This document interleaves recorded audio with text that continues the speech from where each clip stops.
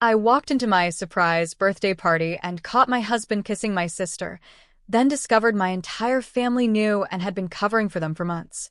I'm writing this from a hotel room at 3 a.m. because I can't sleep and I have nowhere else to go. 48 hours ago, I had a husband, a sister I loved, and a family I trusted. Now I have none of those things. And it's all because I left work early. My name is Sophie. I'm 30 years old, as of 2 days ago, and my life just detonated. Let me start at the beginning so this makes sense. I've been married to Dylan for 5 years, together for 8. He was my college sweetheart.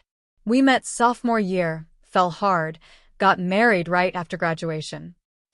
Was a contractor. Good-looking, charming, everyone loved him. Especially my family. My sister Meredith is 27. 3 years younger than me, but we were always close. Best friends growing up. She was my maid of honor. I was going to be hers. She got engaged 6 months ago to her boyfriend of 2 years, Chris. Nice guy, works in finance, totally devoted to her. Wedding was planned for next spring. Past tense on all of that, by the way. My family is big and close-knit. Mom, Dad, Meredith, my older brother Ryan, and various aunts, uncles, and cousins who are always around. We do every holiday together, Sunday dinners, the works. Very family-first mentality. I thought that was beautiful. Turns out it just meant they'd cover for each other's betrayals. So, my 30th birthday was Wednesday, November 13th. Big milestone. Dylan had been acting weird for weeks leading up to it. Secretive. Always on his phone. Being vague about plans. When I asked what we were doing for my birthday, he kept saying it was a surprise. I figured he was planning something sweet. Maybe a weekend getaway or a nice dinner. I was so naive. Wednesday morning, Dylan kissed me goodbye and told me he loved me. Said he had to work a job site all day, but we'd celebrate that evening. My mom texted saying she wanted to take me to lunch for my birthday. I told her I had a big presentation at work and couldn't. Maybe we'd do dinner on the weekend. She got weirdly insistent. Said it had to be Wednesday. I held firm, I really did have a presentation. She finally backed off. I work in marketing for a tech company. The presentation was at 2 p.m., supposed to run until 5. But the client loved our pitch and wrapped it up by 3:30. My boss told me to take the rest of the day off, birthday girl privilege. I texted Dylan that I was heading home early. No response, but whatever, he was at a job site. I got home around 4:15 p.m. Every light in the house was off, which was odd because Dylan said he'd be home by 5. His truck was in the driveway though, along with my parents' car, Meredith's car, and Ryan's car. Weird, but okay. Maybe they were setting up a surprise party. I smiled. Felt kind of touched. I walked in the front door quietly, expecting people to jump out and yell, "Surprise!" The living room was empty. Dark. But I could hear voices upstairs. Muted laughter. I walked toward the stairs, still thinking maybe they were about to surprise me. Then I heard my sister's voice from upstairs. "We only have a few more minutes before she gets here." And my husband's voice, low and intimate. "Then we better make them count." My stomach dropped. I took the stairs 2 at a time, completely silent. The voices were coming from the guest bedroom. The door was cracked open. I pushed it open. Dylan and Meredith were on the bed. His hands were in her hair. Her hands were under his shirt. They were making out like teenagers, completely oblivious to the world. I stood there for probably 5 seconds before my brain processed what I was seeing. Then I said, very quietly, "What the fuck?" They sprang apart like they'd been electrocuted. Meredith's face went white. Dylan started stammering immediately. "Sophie, baby, this isn't." "Isn't what?" "Isn't you making out with my sister on our guest bed on my birthday?" Meredith was trying to fix her shirt, her hair. "Sophie, let me explain." "Explain what?" "How long?" Silence. "How long?" Dylan's voice was barely a whisper. 6 months. 6 months. Half a year. While I was planning Meredith's bridal shower. While Dylan and I were talking about starting a family. While I was living in complete ignorance of the 2 people I trusted most betraying me constantly. "Where's Chris?" I asked Meredith. My voice didn't sound like my own. "He doesn't know," she said quickly. Sophie, please. Everyone's downstairs, I said slowly, realization dawning. This was a setup. The surprise party, it was to distract me. So you two could. I couldn't finish the sentence. The look on their faces told me I was right. I turned and walked downstairs. Dylan was calling after me, but I ignored him. I could hear Meredith crying. Good. In the living room, I flipped on all the lights. There were balloons. A banner that said Happy 30th Sophie. Catering trays covered in foil. A cake on the dining room table. And my entire family frozen like deer in headlights. Mom, Dad, Ryan, my Aunt Linda, Uncle Mark, 3 cousins. All staring at me. Did you all know? My voice was eerily calm. Nobody spoke. Did you? All. No. My dad cleared his throat. Honey, it's complicated. That's a yes. I looked at my mom. She wouldn't meet my eyes. Mom, we wanted to tell you, she said quietly. But the timing was never right. The timing was never right? For 6 months. I was yelling now. You've known for 6 months that my husband was cheating on me with my sister, and nobody told me? Ryan stepped forward. Sophie, we were trying to protect you. Protect me? I laughed. It sounded unhinged. By lying to me? By helping them sneak around? Was today part of it? Throw me a party so they could hook up in my house. The silence was damning. Oh my God. It was. You all knew. This whole party was planned so they could. I couldn't breathe. The room was spinning. My Aunt Linda, at least, had the decency to look ashamed. We thought they'd end it. We didn't want to ruin your marriage over a fling. A fling? 6 months isn't a fling. Dylan and Meredith had come downstairs. Meredith was still crying. I looked at him. Did you ever love me? Of course I love you. Don't. Just don't. I turned to Meredith. Does Chris know? She shook her head, mascara running down her face. He's going to. I pulled out my phone. Sophie, no, please. Meredith lunged for my phone, but I stepped back. You don't get to ask me for anything ever again. I found Chris's number and hit call. He answered on the second ring. Sophie. Hey, I was just about to head over for your party. Chris, don't come. I need to tell you something about Meredith. I heard Meredith sob behind me. Good. Let her feel something. She's been cheating on you. With my husband. For 6 months. Silence on the other end. Then, what? I just walked in on them. I'm at my house. They're both here. So is my whole family, who apparently has known the entire time and helped cover it up. More silence. Then a strangled sound that might have been a laugh or a sob. Are you serious? I wouldn't joke about this. I'm coming over. Chris, maybe don't. He hung up. I looked around the room at my family. These people who were supposed to love me. Protect me. Get out, I said quietly. All of you. Get out of my house. Sophie. My mom stepped forward. I said get out. They left. Slowly, shamefully, but they left. Meredith tried to talk to me, but I turned my back on her. Dylan tried to approach me, but I told him if he touched me I'd call the cops. Within 10 minutes, they were all gone. I was alone in my house with party decorations and a birthday cake I'd never eat. I sat on the couch and stared at the wall. Chris showed up 20 minutes later. He didn't knock, just walked in. We looked at each other. There really? He started. Yes. He sat down next to me. For a long time, neither of us said anything. Finally he said, Did you know? No. Found out an hour ago. Same. We sat there in shared misery. 2 people who'd been betrayed by people they loved. 6 months, he said eventually. 6 months. I confirmed. My mom helped me pick out her ring, he said quietly. I was going to propose on Christmas. Did the whole asking her dad thing. He knew. When I asked for his blessing, he knew his daughter was cheating on me, and he said yes anyway. I looked at him. He was crying silently. I started crying too. We sat there on my couch, crying together until it got dark outside. Eventually Chris said, What are you going to do? Divorce him. Obviously. You? Yeah. Obviously. He wiped his face. Can I ask you something? Did your family really know the whole time? Yes. Threw me this party to give them time alone together. He shook his head. That's twisted. Yeah. We exchanged numbers. Promised to be character witnesses for each other's divorces. Then he left. I packed a bag and went to a hotel. Haven't been back to the house since. That was 2 days ago. Since then.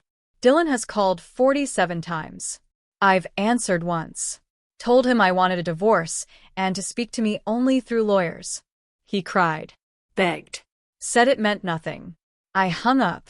Meredith has texted 89 times. Called countless more. I blocked her number. My mom has shown up at my office. Security escorted her out. She was crying, saying I'm tearing the family apart. I told security not to let her back. Chris called the wedding off. Publicly. Posted on Facebook that the engagement was over due to infidelity. Didn't name names, but everyone figured it out. Meredith's phone has apparently been blowing up. Chris also told his family. His mom called my mom. It did not go well. There was screaming. My dad left me a voicemail saying I'm being too harsh and need to think about the family. I deleted it. Ryan texted saying everyone makes mistakes and I should consider forgiveness. I told him to lose my number. Here's where it gets messy. I called my landlord. Our house is a rental. I'm on the lease, Dylan isn't. I told the landlord about the situation and said I wanted Dylan out. Landlord agreed. Dylan has 30 days to vacate. I went to the house yesterday with a police escort to get more of my stuff. Dylan was there. Tried to talk to me. The cop told him to back off. While packing, I found things. Women's clothes that weren't mine in the back of the closet. Meredith's perfume in the bathroom. Hotel receipts. They've been doing this in my home. In my bed. I threw up in the bathroom. The cop asked if I was okay. I wasn't. I took photos of everything. Sent them to my lawyer. Chris has been texting me updates. Apparently Meredith went to their shared apartment to get her stuff, and he'd already boxed it all up. Left in the hallway with a note that said, "Have a nice life with your sister's husband." Savage. I respect it. Meredith's friends are taking sides. Some are standing by her. Most aren't. Her best friend since high school called me to apologize and say she had no idea. The family is imploding. Dad's siblings are divided. Some think I'm overreacting. Others are horrified at what my parents did. There was a massive fight at my uncle's house. Someone threw a casserole dish. My mom posted on Facebook asking for privacy during this difficult family time. The comments were brutal. Someone wrote, "Maybe teach your daughter not to sleep with her sister's husband." Mom deleted the post. Meredith hasn't shown up to work in 3 days. I know because Chris knows someone who works with her. She's apparently having a breakdown. Dylan moved out of the house early. Didn't take his full 30 days. I think having the lease in my name broke him somehow. He has nowhere to go. Last I heard, he's staying with a friend. I filed for divorce yesterday. Dylan hasn't been served yet, but he will be soon. Chris and I have become unlikely friends. We got coffee yesterday and just talked about how surreal this is. He said his family is embarrassed they welcomed Meredith in. His mom feels guilty for liking her. I told him none of this is his fault. Or mine. We were just unlucky enough to love liars. He's handling it better than I am. Or maybe we're both just numb. My best friend from college, Hannah, flew in from Boston yesterday. Hasn't left my side. She's the one who suggested I write this all out. Said it might help. I don't know if it's helping. But at least it's out there. The worst part isn't even the cheating, honestly. It's the conspiracy. My entire family knew and said nothing. They watched me live in ignorance. Watched me plan Meredith's bridal shower. Watched me talk about maybe starting a family with Dylan. They knew and they smiled to my face and they helped them hide it. My mom tried to explain in a voicemail. Said they thought it was just a phase and would burn out naturally. Said they didn't want to ruin 2 relationships over a mistake. A mistake is forgetting to buy milk. This was a calculated, sustained betrayal by everyone I loved. I don't think I can forgive that. Any of it. Chris texted me this morning. Said he ran into Dylan at the gym. Dylan tried to apologize to him. Chris told him to stay away. Then Chris said something that's been echoing in my head. They took everything from us, and they still think they're the victims. He's right. Meredith keeps texting from different numbers about how I ruined her life by telling Chris. My mom says I'm destroying the family by not forgiving them. Dylan told a mutual friend I'm being vindictive by filing for divorce so quickly. None of them think they did anything wrong. They're mad at me for reacting. That's when I realized I don't want these people in my life. Any of them. So yesterday, I made some decisions. I'm moving. Found an apartment across town. Lease starts December 1st, fresh start. I'm changing my phone number. Only Hannah and Chris and my lawyer will have it. Everyone else can talk to my attorney. I'm blocking my entire family on all social media. Every single one of them. I'm taking my married name off everything. Going back to my maiden name felt wrong. It's their name. So I'm taking my grandmother's maiden name. She died when I was 10. She would be horrified at what her daughter and granddaughter did. This feels like honoring her. I'm starting therapy next week. Hannah found me someone who specializes in family trauma. And I'm done. Completely done. With all of them. Some people might say I'm being too extreme. Too unforgiving. That family is family, and you should work through it. But here's what I keep coming back to. They chose this. Every single one of them. Dylan chose to cheat. Meredith chose to betray me. My parents chose to hide it. My brother, my aunt, my uncle, they all chose to lie to my face for half a year. They made their choices. Now I'm making mine. I choose me. Update 3 days later. Okay, I wasn't going to update, but things have happened, and I need to get them out. First, Dylan was served divorce papers. He showed up at my office yesterday afternoon, crying, making a scene. Security called the cops. He was escorted out. I filed for a restraining order this morning. Second, Meredith tried to contact me through Hannah. Hannah told her to delete her number and never contact either of us again. Apparently Meredith is telling people I overreacted and didn't give her a chance to explain. Explain what, exactly? How you accidentally fell on my husband's face for 6 months. Third, Chris called off the wedding officially with all the vendors. Several asked why. He told them. Word is spreading in our social circle. Meredith's reputation is tanking. Fourth, my mom showed up at my hotel. Front desk called my room to ask if I wanted to see her. I said no. She waited in the lobby for 3 hours.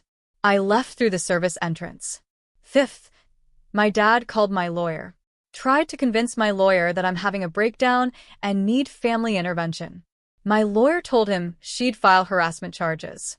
He hasn't called back. Sixth, I found out Dylan and Meredith are still seeing each other. Moved in together. Into his friend's basement. They're apparently serious now. I laughed when I heard. They destroyed 2 relationships, multiple families, and countless friendships to live in someone's basement together. Seems fitting. Seventh, Chris got a new girlfriend. Good for him. Moving on fast, but I get it. Why waste time mourning trash? Me? I'm not ready for that. Maybe not for a long time. Trust is a funny thing. Once it's gone, it's gone. Final update. My brother Ryan texted me yesterday. Said he's sorry for not telling me. Said he was caught in the middle and didn't know what to do. I told him he had a choice. He chose them over me. That's all I need to know. He said I'm being unfair and holding grudges. I blocked his number. I'm done defending my boundaries to people who violated them. TLDR. Walked into my surprise 30th birthday party early and found my husband making out with my sister. Entire family knew for 6 months and helped them hide it. My sister was engaged to someone else. I told her fiancé everything. He dumped her. I filed for divorce, and I cut off my entire family. They still think they're the victims. I'm moving, changing my name, and starting over. To anyone reading this who thinks I'm being too harsh, I don't care. These people actively participated in my betrayal. They threw me a party to distract me so my husband and sister could hook up. That's not family. That's conspiracy. I deserve better. So does Chris. And we're both taking it. If your family is helping someone betray you, They're not your family. They're just people who happen to share your DNA. Blood doesn't make you family. Loyalty does. And they have none. Major update, 2 weeks later. I need to update this because the situation has gone completely off the rails and honestly, I'm still processing. So remember how I said Dylan and Meredith moved in together? Yeah, that lasted exactly 11 days. Chris texted me last week. You're going to want to see this. He sent me a screenshot of Meredith's Instagram story. She'd posted a long rant, since deleted, about how Dylan was emotionally abusive and controlling, and she made a mistake. I almost choked on my coffee. The audacity. Apparently what happened was this. Once they were actually together, no sneaking around, no thrill of the forbidden, they realized they had absolutely nothing in common. Dylan wanted Meredith to cook and clean like I did. Meredith expected Dylan to take her to nice restaurants like Chris did. They fought constantly. Then Dylan got fired from his contracting job. One of our mutual friends worked at the company and told Dylan's boss about the affair. Boss is a family man, very traditional values. Told Dylan he didn't want that kind of person representing his company. Fired him on the spot. So Dylan, now jobless and living in a basement, became what Meredith called mean and bitter. Started drinking heavily. Would go through her phone constantly, ironic, right? Accused her of cheating on him, rich coming from him.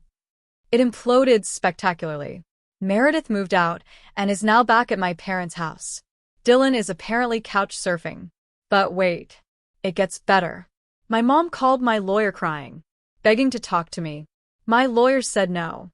Mom then sent a letter to my lawyer's office. My lawyer read it, called me, and said, "You're going to want to hear this."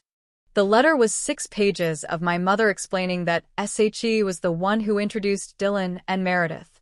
That she thought Dylan and I were wrong for each other and Dylan and Meredith were better matched. That she'd been encouraging their relationship because she wanted Meredith to be happy and thought I'd get over it eventually. My own mother. Orchestrated. My husband cheating on me with my sister. I sat in stunned silence for a full minute after my lawyer read it to me. Then I said, "She actually put that in writing?" She did. "Can we use this?" "Oh, we're absolutely using this." Turns out, in our state, there's something called alienation of affection. It means if someone intentionally interferes with your marriage, you can sue them. My lawyer is now exploring whether we can sue my mother for damages. My mother, who gave birth to me, who I trusted, actively destroyed my marriage because she liked my sister better. I threw up after that phone call. Just pure emotional overload. Chris heard about it through the grapevine and came over with wine. We sat on my new apartment floor I moved in last week. It's small, but it's mine. And just processed. "Your family is actually insane," he said. "Yeah, I'm aware." He showed me his phone. Meredith had tried to call him. Multiple times. Left voicemails apologizing, saying she made a terrible mistake, asking if they could talk. "What did you say?" I asked. "Nothing." Blocked her. Again. She keeps getting new numbers. We decided to make a pact right there. Neither of us would ever respond to them again. No matter what. Complete radio silence. 2 days after that conversation, my dad showed up at my workplace. Again. This time he made it past the front desk by claiming to be a client. Walked right into my office. I looked up from my computer, and my blood ran cold. "You need to leave," I said immediately. "Sophie, please, just listen. I will call security. Your mother is having a breakdown. She's been hospitalized." I picked up my phone. "Security? There's someone in my office who needs to be escorted out." My dad's face crumbled. "She's your mother. She made a mistake. She orchestrated my husband cheating on me because she liked my sister more. That's not a mistake. That's evil. Get out." Security arrived. My dad left crying. I had a panic attack in the bathroom afterward. My boss found me hyperventilating and sent me home for the rest of the day. But here's where it gets wild. Yesterday, I got a message on LinkedIn from Chris's mom. She asked if we could meet for coffee. Said she had something important to tell me. I was suspicious, but Chris vouched for her. Said his mom was one of the good ones. We met this morning at a Starbucks. Chris's mom Janet looked exhausted. She sat down, ordered us both coffee, and said, "I need to tell you something about your sister." Turns out, Meredith had approached Janet 2 months before the affair came out, told her that she, Meredith, was having doubts about Chris. Asked Janet if she thought Chris would forgive an infidelity. Janet, not knowing Meredith was already cheating, gave her generic advice about honesty and communication. Told her that Chris valued loyalty above everything. Meredith took that information and used it to hide the affair better. Janet found out after Chris called off the wedding. She'd been carrying guilt ever since, thinking if she'd probed more or told Chris about that conversation, maybe he could have avoided the pain. I told her it wasn't her fault. Meredith would have lied and cheated regardless.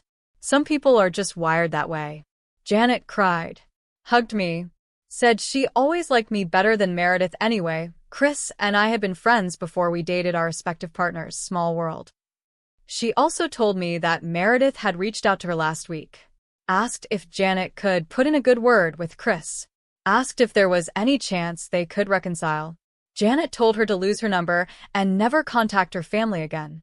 I liked Janet. So here's where everything stands right now. Dylan.